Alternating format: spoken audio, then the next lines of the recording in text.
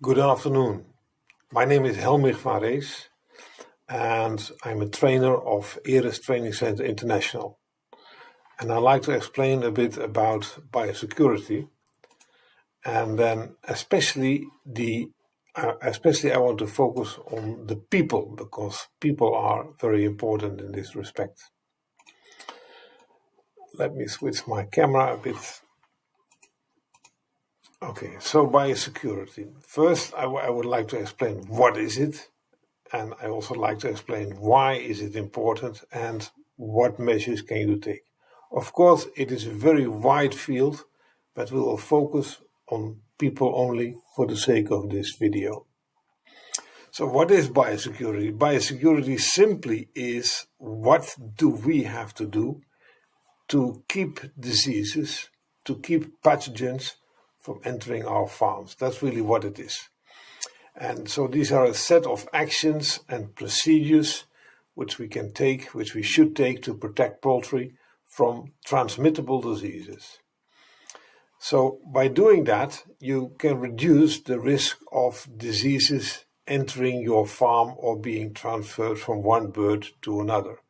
But at the same time, you also want to prevent the pathogens to form in infectious quantities, because as you know, one virus won't make your birds sick, but 10,000 viruses might make them sick. So we have to reduce the number also.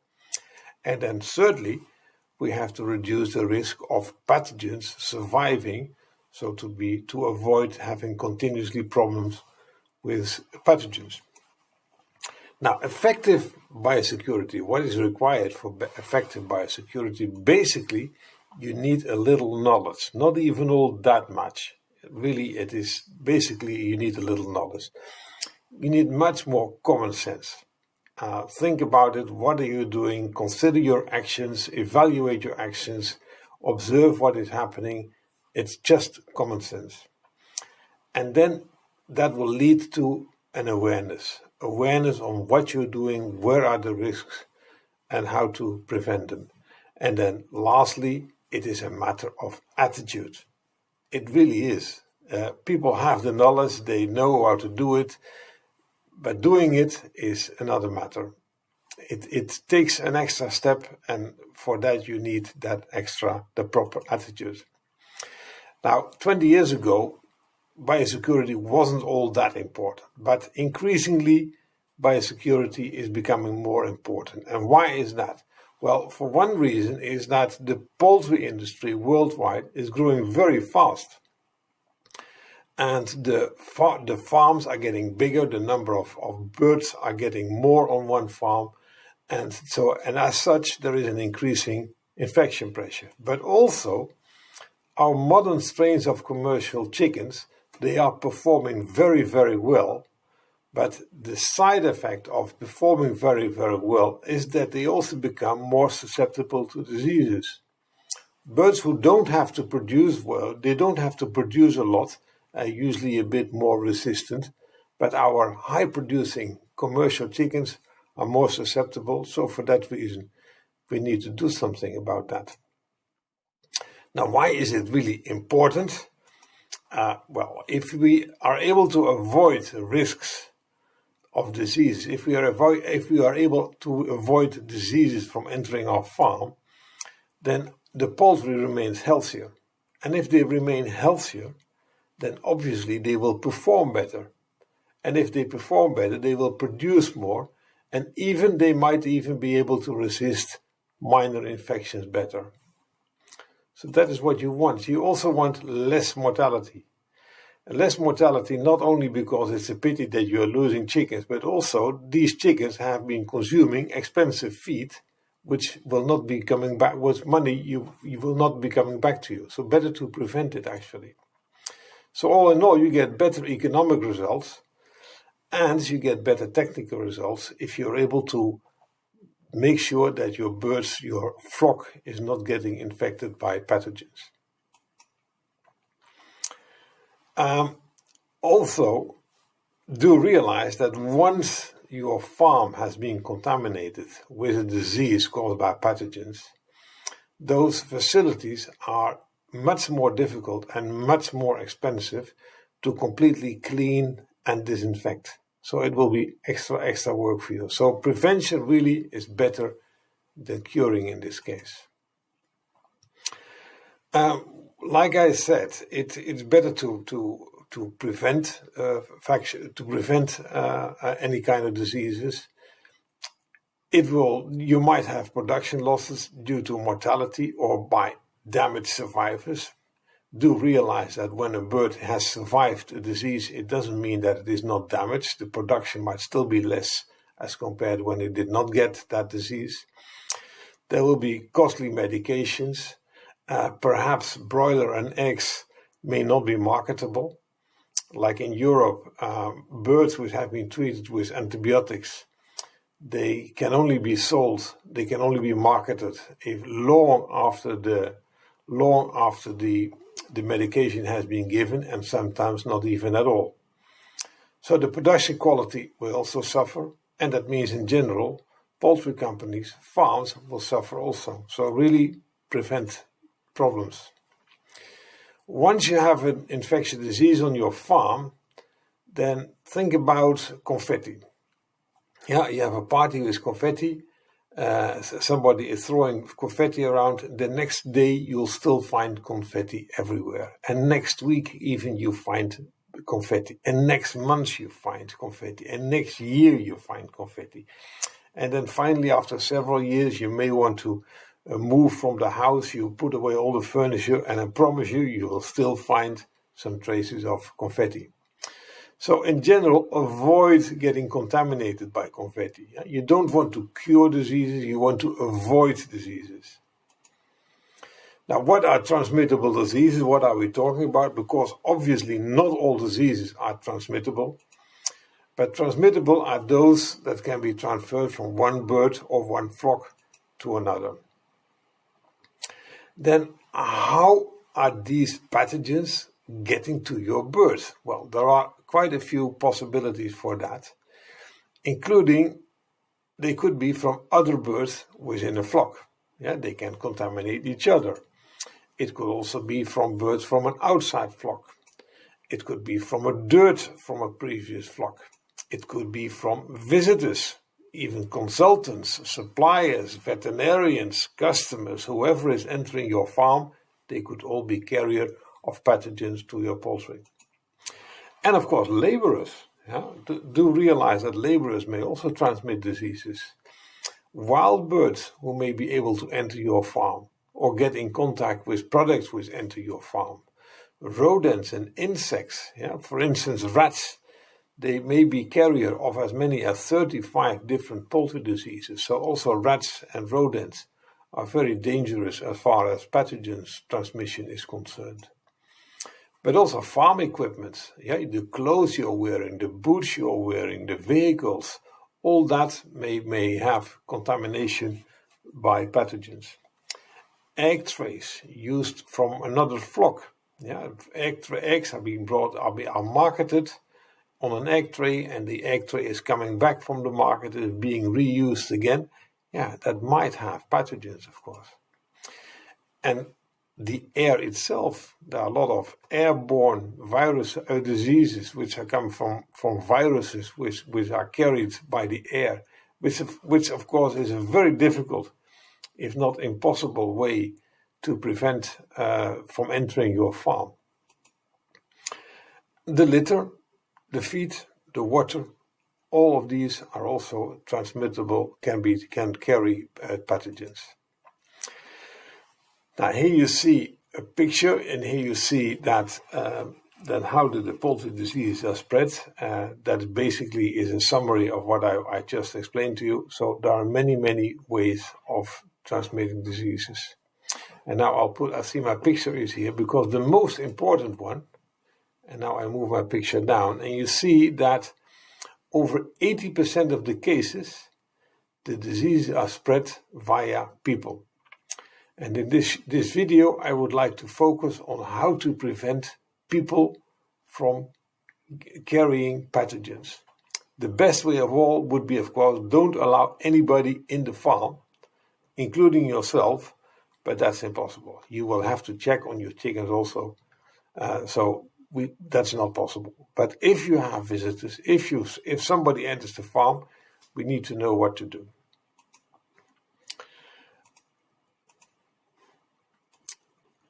And before we go there, it says here that Dr. Gregory Martin says that the most important part of any biosecurity plan is having the right attitude. Yeah, I told you before, I told you already, and I very much agree with that. It's really mainly a matter of having the proper attitude.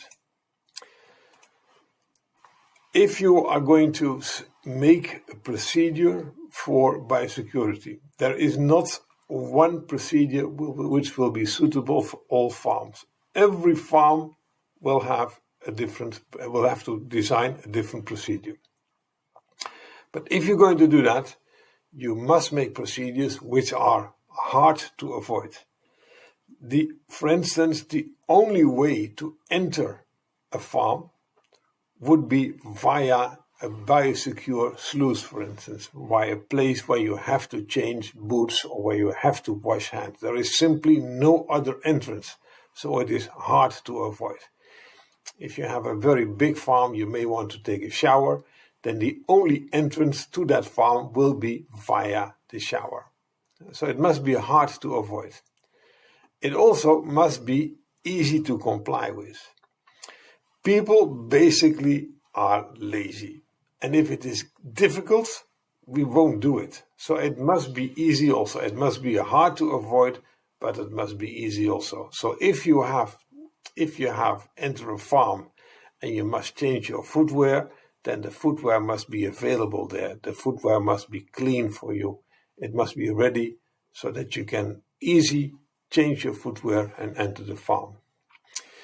It should also be possible. Yeah, you can think of wonderful systems for biosecurity, but they have to be possible for your situation. And also, they should be practical, of course. Again, if they're not practical, people will not practice it. If they are not affordable, if it is too expensive, people won't use it. So it should also be sustainable, something which you don't use once or 1 week, but something which can be used for the years to come. It should be sustainable. And it should be proportionate to the risk. If you only have 200 layers, you're not likely going to install a shower with disinfecting soap and whatever. It's not going to happen if you just have 200 broilers or 200 layers. Well, simply changing footwear and washing hands would be enough. But surely if you have a hatchery where you're hatching 200,000 chicks a day, then of course you want all your employees to shower before they enter. So it should be proportionate to the risk also. And like I started with, it should be tailored for the situation. Every situation is different, so it means you need to find solutions for every situation. Now, I mentioned already visitors to a farm, and this is let me move my picture a little bit. Here you see somebody wearing a disposable overall, and there is on his feet there are plastic overshoes, and probably has disinfected his shoes also, his hands also before he can enter the farm. And then below you find a picture where you find a gate, you find an entrance, you find a paved area. That is a nice entrance to the farm.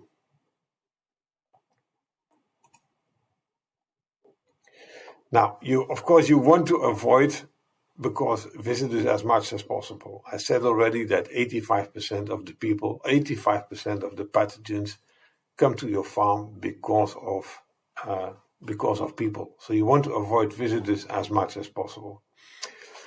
And if possible, which is not always the case, but if possible, you want to have visitors not to have been in contact with poultry at least 3 days before they visit the farm. And they should also wear clean clothes when you visit your farm. And you want to fence the area properly because you don't want any outsiders just wandering around your farm. It should be properly fenced. It should be clear that normally people will not be allowed to enter your farm.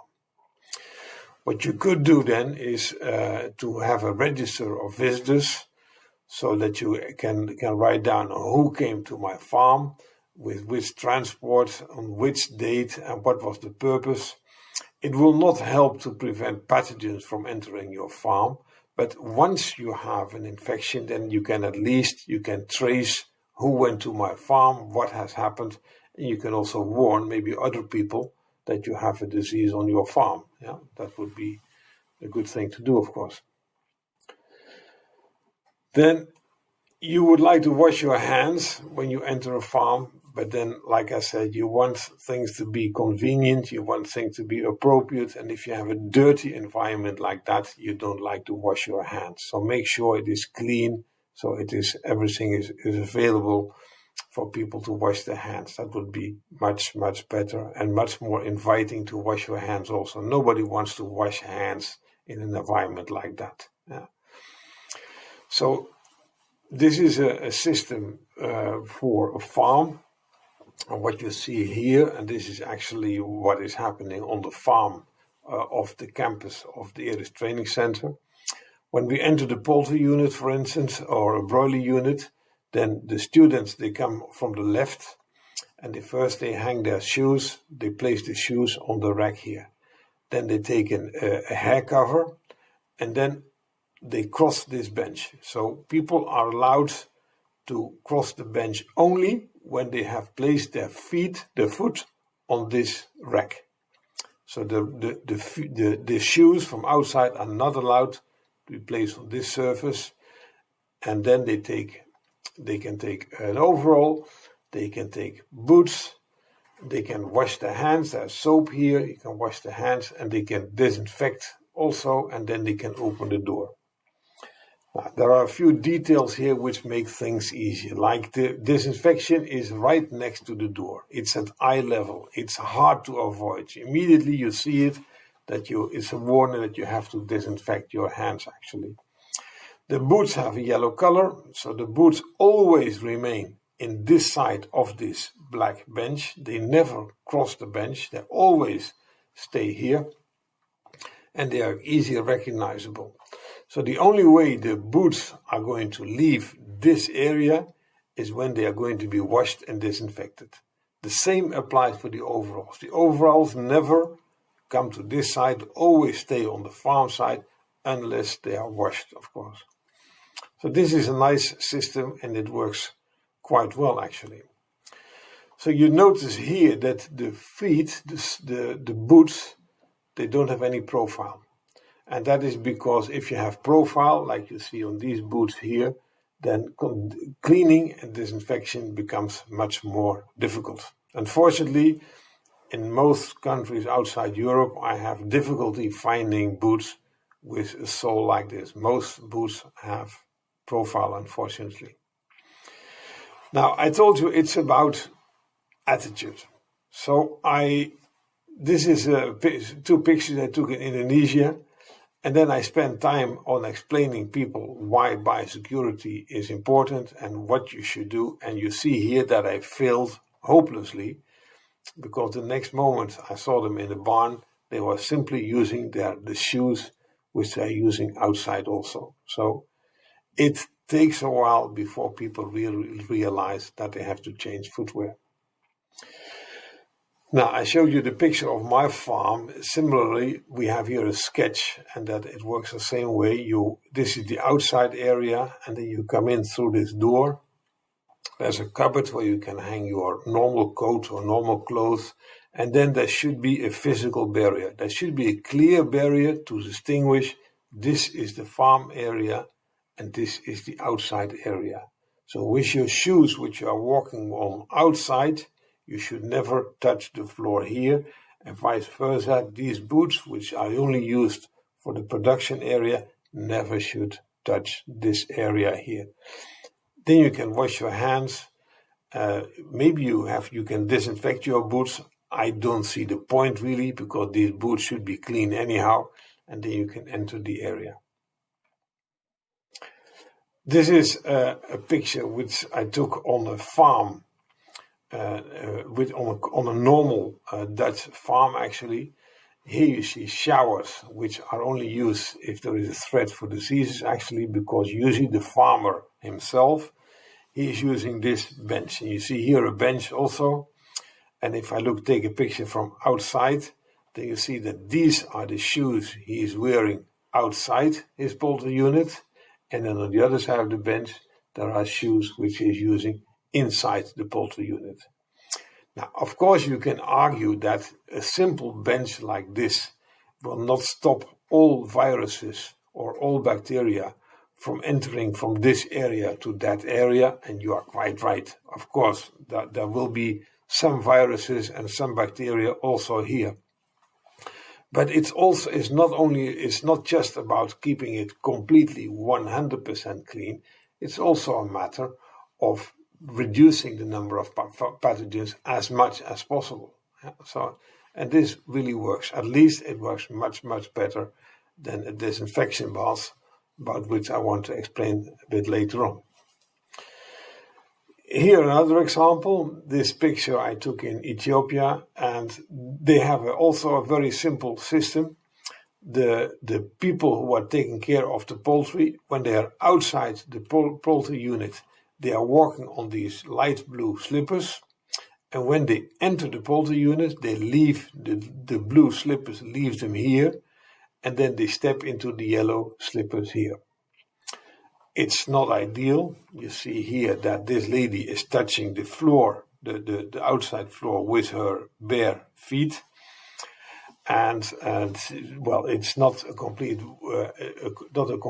boot, of course. You can argue that maybe some pathogens from her feet will also enter here, and that is correct. It is not flawless, but it's a lot better than doing nothing, and even a lot better than using a disinfection bath. Here another one, another picture. You see here the shoes for outside. There is a small barrier, which is really nothing, but there is a clear line here. So the people walking on the farm leave their farm shoes, leave them here. And when they're going to the poultry unit, they use these boots here. And then with this disinfecting gel, they can also disinfect their hands. This is a farm where they have even an extra measure.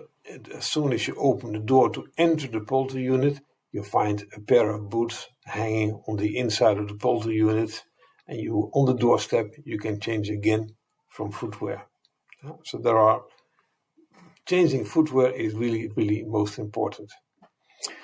Now, worldwide, I know that most popular is using a foot bath, a disinfection bath. And people, in my opinion, people have far too much confidence in a disinfection bath. Because it's popular, but it's only effective if, for instance, if everybody is using it every time. Now, and here I have a picture of a disinfection bath. And you see that this disinfection bath, this is the way our people are walking. You see, people are not walking via the disinfection bath, but they're walking like this. So this is not hard to avoid. Now, if you want people to use a disinfection bath, it has to be placed here where people are walking, not 1 meter to the side. So it won't work. It's pointless. Another one here, closer to where people are walking, but it's empty. And if it's empty, it doesn't work either. And once it is empty, people see that it doesn't work, it is pointless. So they keep on walking, and even the next day, when there is water and disinfectant in it, they will still ignore it. They will just walk as they did the day before. So unfortunately, pointless.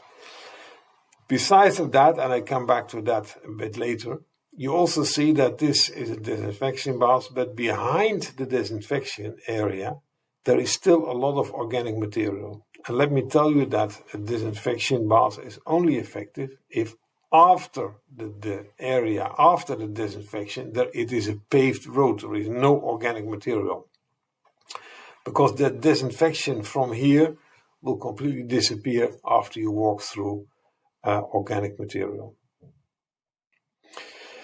Now, and another picture I took. Yeah, you can take, probably also you can take many pictures of situations whereby a foot bath really is not effective. This one was empty. This one, it was empty. This one, it was not empty, but it was very dirty.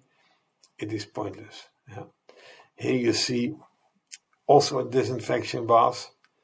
And I wrote down here that make sure that your disinfection bath doesn't become an infection bath, because you can imagine if you have to disinfect your boots in a liquid like this, it's more likely that you're going to contaminate your birds rather than decontaminate your birds. So be careful about disinfection baths. Here is for trucks, for vehicles. Again, for various reasons, it's pointless. Once this is not level, so there is water with disinfectants, hopefully here, but there is nothing here. Besides, after the truck has gone through this gate, this area, there's a lot of organic material also, or maybe this is probably outside. Well, this is the entrance, but there is also organic material here, so it won't work. It will not be effective. Now, then you need to keep it fresh. It needs to be refreshed frequently, and it needs to be kept free from organic material. But you see what happens here. There are leaves in there, and once there are leaves inside or other organic material, it is simply not effective anymore. So, all in all, it's popular. I know worldwide I come across it a lot, but it has to be kept free from organic material. And you also need to be aware that the disinfectant must work very quickly. Yeah, within a few seconds. Nobody takes the patience to stand into a disinfection bath for more than 10 seconds. Usually it is not even 2 seconds. Yeah, people want to do it very, very fast. So hardly point for them, but it doesn't make sense. Here I just took a picture from an area, and you see what's happening here. So this lady has to step in and out to wash the drinkers. And she's standing on the block because she's too small, but there's a lot of organic material also here. There is no disinfection in bath whatsoever. So there are quite a few things wrong, actually. One thing what should be done is that to have to clean the drinkers, not outside, but have a device so that they be cleaned inside, so that this lady doesn't have to walk in and walk out. And also this neighbor is able to walk around, and maybe he's contaminating the farm already because he's visiting this girl.